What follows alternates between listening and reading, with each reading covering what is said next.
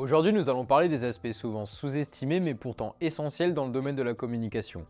Les typographies. La typographie, c'est bien plus que des lettres et des chiffres. Il s'agit d'un élément central de la direction artistique, capable d'influencer l'impact de votre message tout en suscitant des émotions chez votre audience. Pour les professionnels de santé, la typographie peut jouer un rôle majeur dans le sérieux de votre pratique. Il existe une multitude de styles de police, allant du classique au moderne, du formel à l'informel. Chacun de ces styles véhicule des émotions distinctes. Par exemple, une police sérif classique peut évoquer la tradition et la fiabilité, tandis qu'une police sans sérif, moderne, communique l'innovation et la clarté. Le choix dépend du message que vous souhaitez transmettre. La lisibilité est un facteur critique, en particulier dans le domaine médical.